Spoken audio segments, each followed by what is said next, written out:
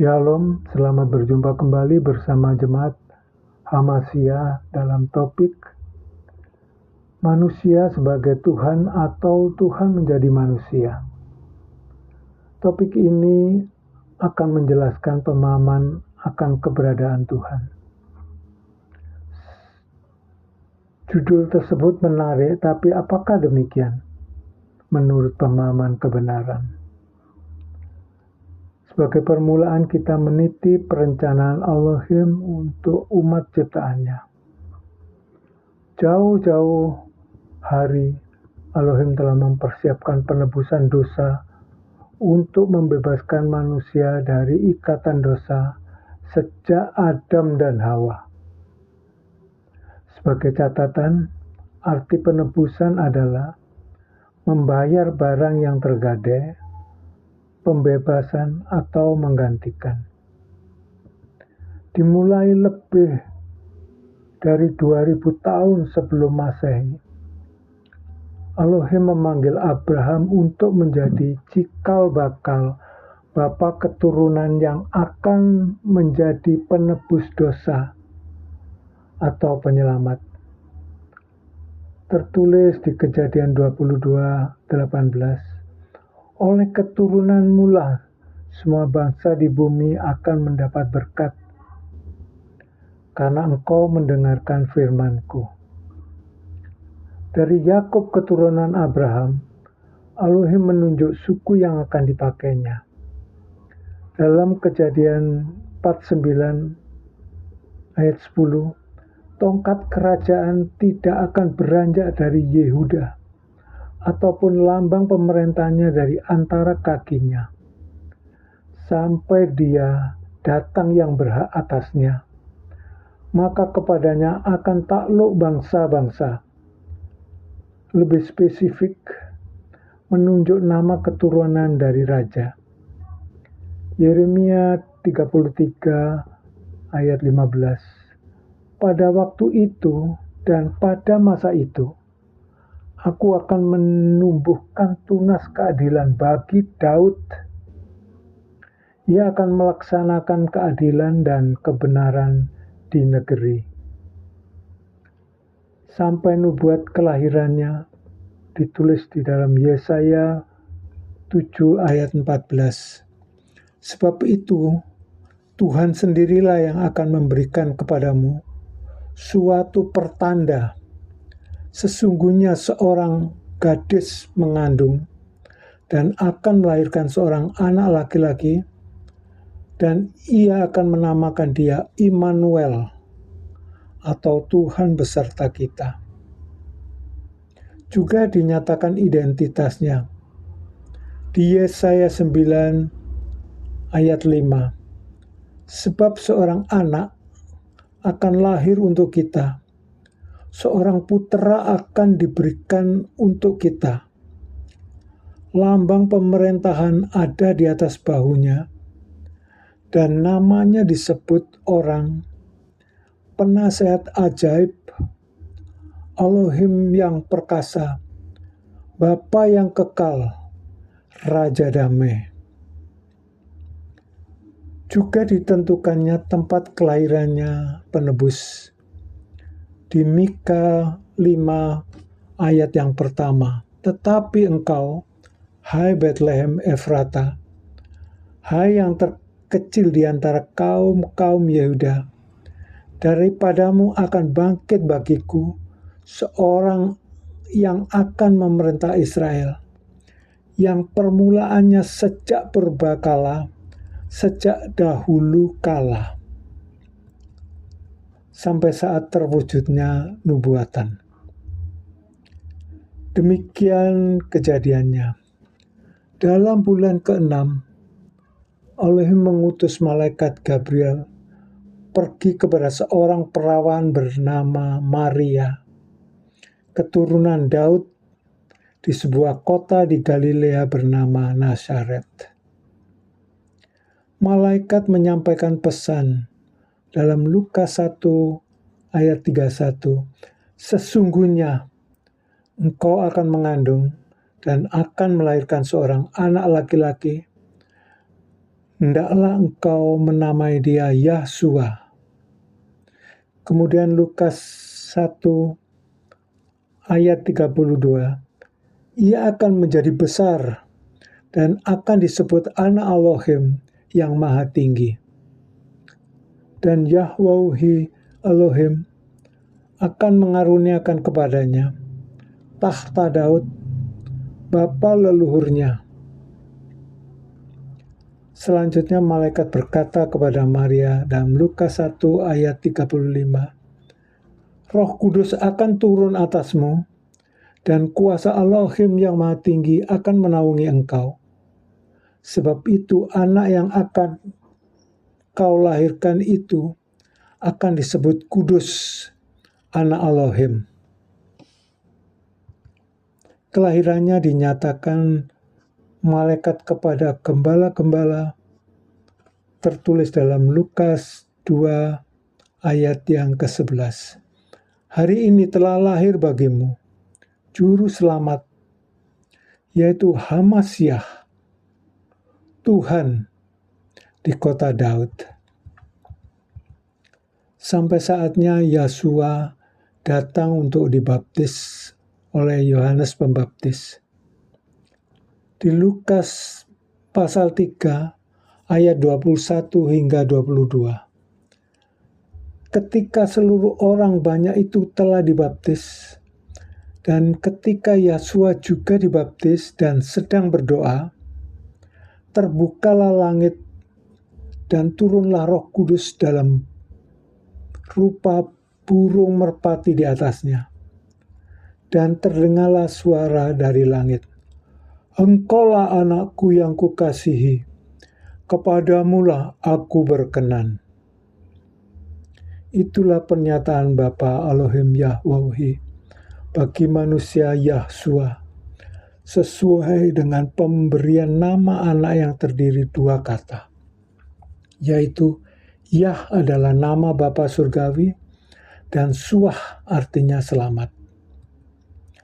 Sesuai pengakuan anak di Yohanes 5:43, Aku datang dalam nama Bapa-Ku, dan kamu tidak menerima aku. Jikalau orang lain datang atas namanya sendiri, kamu akan menerima dia. Yahsua yang dipenuhi Roh Kudus, kemudian dibawa Roh Kudus ke padang gurun. Di situ ia tinggal selama 40 hari dan dicobai iblis. Selama di situ tanpa makan minum. Pencobaan iblis tertulis di Lukas 4 ayat 3 hingga 13. Namun pencobaan-pencobaan iblis tidak berhasil atas kemanusiaan Yahsua. Kemudian Yahsua ke Nazaret, tempat dia dibesarkan. Di saat hari Sabat, dia masuk ke rumah ibadat, membaca nas dari Nabi Yesaya sebagai berikut. Lukas 4 ayat 18. Roh Yahweh ada padaku, oleh sebab ia telah mengurapi aku, untuk menyampaikan kabar baik kepada orang-orang miskin, dan ia mengutus aku. Nas tersebut sesuai dengan ayat Yohanes 3 ayat 34, sebab siapa yang diutus Elohim, dialah yang menyampaikan firman Elohim, karena Elohim mengaruniakan rohnya dengan tidak terbatas. Namun, orang Yahudi menentangnya. Bagaimana mungkin seorang anak tukang kayu mengaku mempunyai roh yang maha tinggi? Firman dan mujizat yang dinyatakan Yahsua menjadi kebencian orang-orang Yahudi meningkat. Sampai suatu saat imam-imam kepala dan orang-orang Farisi mengupah Yudas Iskariot untuk menangkap dan berhasil menyerahkan Yahsua untuk dihakimi di mahkamah agama. Akhirnya setelah itu mereka membawa ke Pilatus, wali negeri. Meskipun tidak terbukti bersalah, Pilatus menuruti keinginan para ulama Yahudi. Yosua disesah dengan cambuk duri sampai tubuhnya hancur dan darahnya tercurah.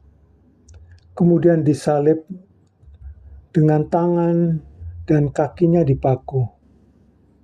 Disinilah terjadi kedahsyatan kemuliaan Elohim dinyatakan.